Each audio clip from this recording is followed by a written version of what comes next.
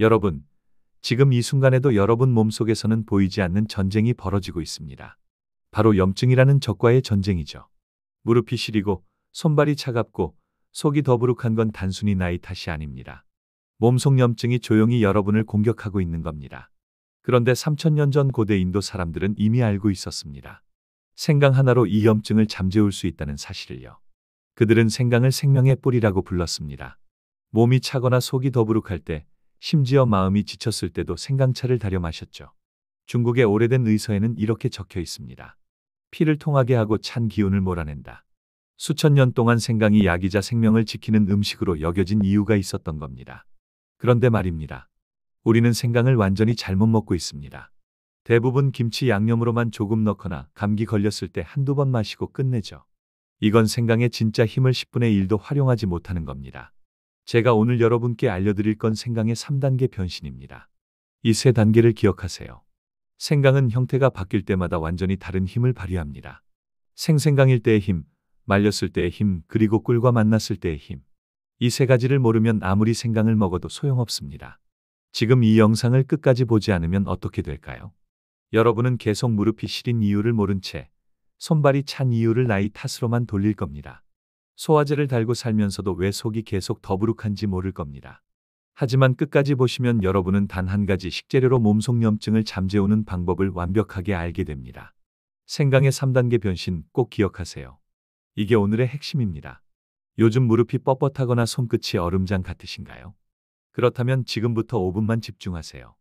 여러분의 불편함이 왜 생기는지 그리고 어떻게 해결할 수 있는지 정확히 알려드리겠습니다. 제가 잘 아는 한 어르신이 계셨습니다. 이분은 무릎이 아파서 계단을 오를 때마다 얼굴이 찡그려지고 손발이 너무 차서 여름에도 양말을 신고 주무셨습니다. 게다가 밥만 먹으면 속이 답답하고 가스가 차서 늘 불편하다고 하셨어요. 그런데 어느 날부터 매일 아침 생강차를 한 잔씩 마시기 시작하셨습니다. 딱 한 달이 지나자 놀라운 변화가 찾아왔습니다. 손끝이 따뜻해지고 아침에 일어나기가 훨씬 가벼워졌다는 거예요. 그분은 이렇게 말씀하셨습니다. 내 몸 안에서 뭔가가 풀리는 느낌이었어요. 이런 변화가 단순히 우연이 아니라는 걸 여러분께 꼭 알려드리고 싶습니다. 생강이 우리 몸속에서 어떤 일을 하는지 제대로 알고 먹으면 여러분의 건강관리 방식이 완전히 바뀔 수 있습니다. 혹시 아직 구독과 좋아요를 누르지 않으셨다면 지금 바로 눌러주세요. 이 채널은 여러분의 건강한 노년을 응원합니다. 오늘 이 영상에서 말씀드릴 생강의 3단계 변신은 여러분의 염증 관리 방식을 완전히 바꿀 수 있는 중요한 지혜입니다. 끝까지 보지 않으시면 가장 중요한 3단계 변신의 마지막 단계를 놓치게 됩니다. 그 마지막 단계가 손발 냉증과 수면의 질을 완전히 바꿀 수 있는 핵심입니다. 지금까지의 노력이 의미 없어질 수 있어요. 이 이야기를 끝까지 듣고 실천하셔야만 진정한 변화를 경험할 수 있습니다. 생강은 그냥 먹는다고 효과가 나는 게 아닙니다. 형태를 어떻게 바꾸느냐가 전부입니다. 그래서 이제는 생강의 첫 번째 변신부터 시작해서 우리 몸속 염증을 어떻게 잠재우는지 과학적으로 하나씩 짚어보겠습니다. 첫 번째 변신, 생생강의 힘부터 말씀드리겠습니다. 생생강을 한 입 베어 물면 톡 쏘는 매운맛이 느껴지죠. 이 맛의 정체가 바로 진저롤이라는 성분입니다. 이 진저롤의 화학 구조를 보면 매우 흥미롭습니다. 페놀 화합물의 일종으로 우리 위장 점막을 직접 자극해서 소화액 분비를 촉진시키죠. 한국식품연구원에서 진저롤의 효능을 분석한 결과를 보면 위산 과다와 구토 증상을 완화시키는 효과가 확인됐습니다. 특히 주목할 점은 진저롤이 위장 운동을 정상화시키는 방식입니다. 너무 빠른 연동 운동은 늦추고 느린 운동은 촉진시켜서 균형을 맞춰주는 거예요. 이걸 전문 용어로 위장관 운동 조절 효과라고 부릅니다. 더 깊이 들어가면 진저롤은 세로토닌 수용체를 조절합니다. 세로토닌이라고 하면 보통 기분과 관련된 호르몬으로 알려져 있지만 실제로는 우리 위장의 90% 이상이 존재합니다. 이 세로토닉 수용체가 과도하게 활성화되면 구역질과 속쓰림이 생기는데 진저롤이 이걸 적절히 차단해주는 거죠. 생생강을 강판에 갈아서 꿀을 한 숟갈 섞어 따뜻한 물에 타서 마셔보세요. 공복에 마시면 속이 쓰릴 수 있으니 식후나 식전 30분 사이가 좋습니다. 하루 10g, 엄지 2마디 정도면 충분합니다. 자, 이제 두 번째 변신입니다. 생강을 말리거나 끓이면 진저롤이 쇼가올이라는 완전히 다른 성분으로 변합니다. 이게 핵심입니다. 쇼가올은 진저롤에서 물 분자 하나가 빠져나가면서 만들어지는데 이 과정에서 항염 효과가 무려 3배 이상 강해집니다. 일본 가고시마 대학교 연구팀이 실험한 결과가 놀랍습니다. 말린 생강 추출물이 염증을 일으키는 COX-2라는 효소의 생성을 40% 이상 억제했어요. 이 COX-2 효소가 바로 관절 통증과 근육통을 유발하는 주범입니다. 시중에 파는 소염진 통제들도 대부분 이 COX-2 효소를 억제하는 방식으로 작동하는데 생강도 같은 메커니즘을 가지고 있는 겁니다. 더 깊이 들어가 볼까요? 쇼가올은 우리 몸의 면역 세포인 대식세포를 조절합니다. 대식세포는 외부 침입자를 잡아먹는 중요한 면역 세포인데 문제는 과도하게 활성화되면 염증 물질을 마구 쏟아낸다는 겁니다. TNF-알파, 인터루킨 6 같은 염증성 사이토카인이 대표적이죠. 쇼가올은 이런 염증 물질의 분비를 억제해서 만성 염증을 가라앉힙니다. 또 하나 중요한 게 있습니다. 쇼가올은 NF-카팝이라는 염증 신호 전달 경로를 차단합니다. 이 경로가 활성화되면 염증 반응이 연쇄적으로 일어나는데 쇼가올이 그 시작점을 막아버리는 거예요. 그래서 관절염, 근육통 같은 만성 염증성 질환에 특히 효과적입니다. 생강을 얇게 썰어서 3일 정도 바짝 말려보세요. 햇볕에 말리면 더 좋습니다. 그 다음 끓는 물에 30분 정도 우려서 하루 두세 잔 마시면 됩니다. 진하게 우리면 속이 자극될 수 있으니 처음엔 연하게 시작하세요. 세 번째 변신, 이게 오늘의 하이라이트입니다. 쇼가올은 혈관에도 직접 작용합니다. 혈관 내피세포에서 산화질소라는 물질의 생성을 증가시키는데 이 산화질소가 혈관을 확장시키는 역할을 합니다. 혈관이 확장되면 더 많은 피가 손끝 발끝까지 흐를 수 있죠. 동시에 쇼가올은 혈소판 응집을 억제합니다. 혈소판이 과도하게 뭉치면 피가 끈적해지고 잘 안 흐르는데 쇼가올이 이걸 막아주는 겁니다. 실제로 서울대 연구팀이 발표한 데이터를 보면 생강 추출물을 4주간 섭취한 그룹에서 말초 혈액순환이 평균 23% 개선됐고 손끝 발끝의 피부 온도가 평균 1.8도 상승했습니다. 이게 의미하는 바가 뭘까요? 손발 냉증의 근본 원인인 말초 혈관 순환 장애가 개선된다는 겁니다. 혈관이 좁아지거나 막혀서 피가 제대로 안 가던 곳에 다시 피가 흐르기 시작하는 거죠.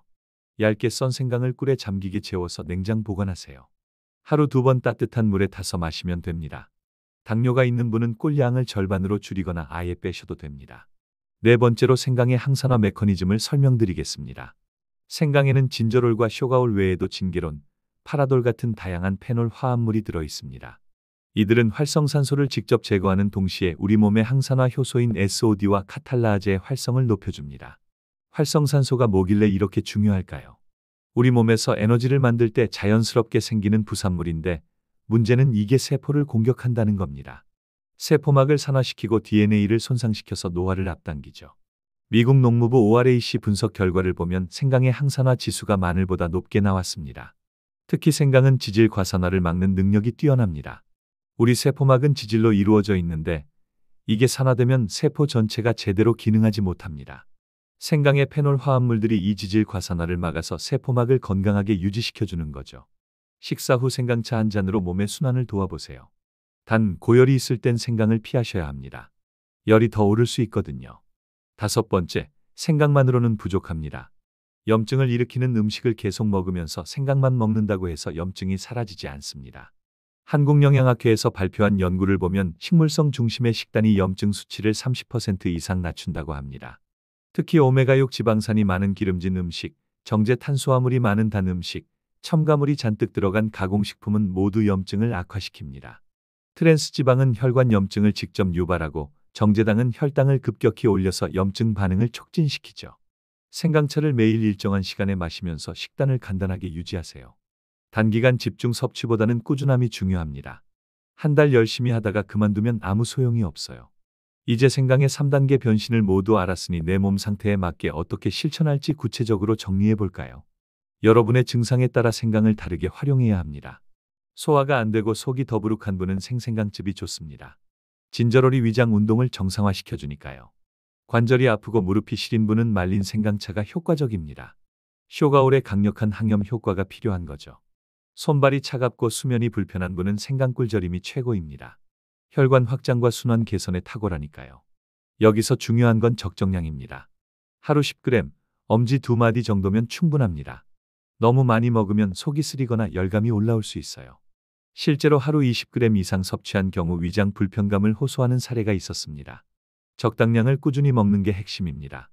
생강 껍질 처리도 중요합니다. 완전히 벗기지 말고 솔로 문질러 세척만 하세요. 껍질 바로 밑 1mm 정도의 페놀 화합물이 가장 많이 집중돼 있거든요.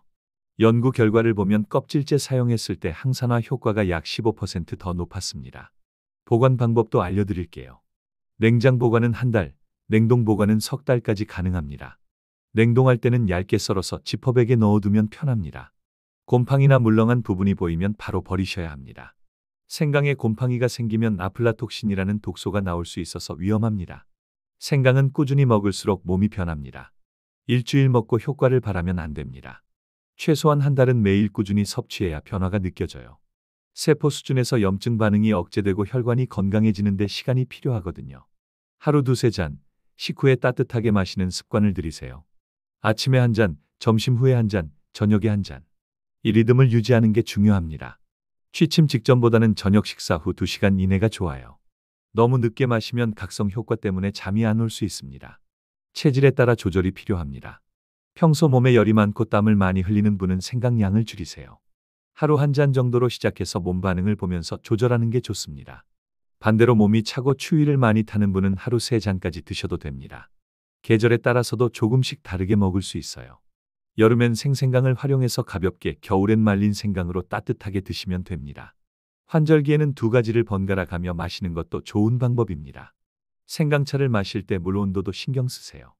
80도에서 90도 사이가 적당합니다. 너무 뜨거우면 입안이 데이고 식도에 자극을 줄 수 있어요. 미지근하면 쇼가올의 추출이 제대로 안 됩니다. 손으로 컵을 잡았을 때 따뜻하지만 참을 수 있는 정도가 딱 좋습니다. 다른 식재료와의 조합도 고려해 보세요. 생강과 대추를 함께 끓이면 기운을 보충하는 효과가 있습니다. 생강과 레몬을 함께 우리면 비타민C가 더해져서 면역력 강화에 좋죠. 생강과 계피를 함께 쓰면 혈액순환 효과가 배가 됩니다. 단, 피해야 할 조합도 있습니다. 생강과 아스피린 같은 항응고제를 함께 복용하면 출혈 위험이 높아질 수 있어요. 생강과 혈압약을 같이 먹을 때도 주의가 필요합니다. 혈압이 너무 떨어질 수 있거든요. 약을 드시는 분은 전문가와 상담 후 섭취하세요. 이제 오늘 배운 모든 내용을 정리하고 내일부터 바로 실천할 수 있는 구체적인 방법을 알려드리겠습니다. 생강의 3단계 변신 기억하시죠? 이게 오늘의 핵심이었습니다. 생강의 진저롤은 소화를 돕고 위장을 보호합니다. 생강을 말리면 쇼가올로 변하면서 항염 효과가 3배 이상 강해지죠. 이 쇼가올이 혈관을 확장시키고 피를 맑게 해서 손발 냉증을 완화시킵니다. 생강을 제대로 먹으면 몸속의 염증이 잠잠해지고 피가 맑아지고 손끝까지 따뜻해집니다. 관절 통증이 줄고 소화가 편해지며 피로감이 덜해집니다. 아침에 일어나기가 한결 가벼워지고 밤에 숙면을 취할 수 있게 됩니다. COX-2 효소가 억제되고 염증성 사이토카인이 줄어들면서 만성염증이 가라앉는 거예요. 반대로 아무렇게나 먹으면 효과가 없을 뿐만 아니라 역효과가 날 수도 있습니다. 너무 많이 먹거나 공복에 먹으면 위가 자극받아 불편할 수 있어요. 체질을 고려하지 않고 무작정 먹으면 열감이 심해지거나 소화 장애가 생길 수 있습니다. 항응고제나 혈압약과 함께 먹으면 위험한 상호작용이 일어날 수도 있고요. 오늘 당장 하실 일은 단 하나입니다. 싱싱한 생강을 사서 여러분의 증상에 맞는 형태로 준비하세요. 소화가 안 되면 생생강즙, 관절이 아프면 말린 생강차, 손발이 차면 생강꿀절임으로 시작하는 겁니다. 아침에 일어나서 생강차 한 잔, 점심 식사 후 생강차 한 잔, 저녁 식사 후 생강차 한 잔. 이렇게 하루 3번만 마셔도 한 달 뒤 몸이 달라진 걸 느끼실 겁니다. 혈액순환이 개선되고 염증 수치가 떨어지면서 전반적인 컨디션이 좋아집니다. 껍질은 완전히 벗기지 말고 솔로 문질러 세척만 하세요. 얇게 썰어서 3일간 바짝 말립니다. 끓는 물에 30분 우려서 따뜻하게 마십니다. 꿀을 조금 넣으면 더 부드럽게 넘어갑니다. 하루 10g, 엄지 2마디 정도가 적당합니다. 생강과 함께 기름진 음식, 단 음식, 가공식품을 줄이는 것도 잊지 마세요.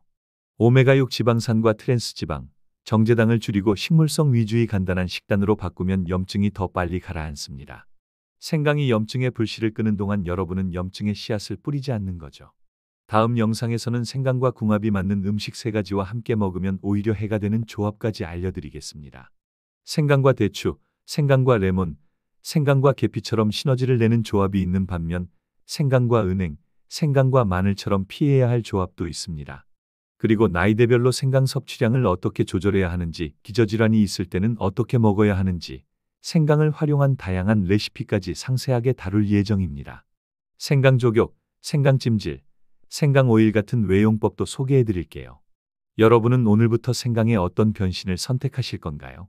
생생강즙으로 소화를 돕겠습니까? 말린 생강차로 염증을 잡겠습니까?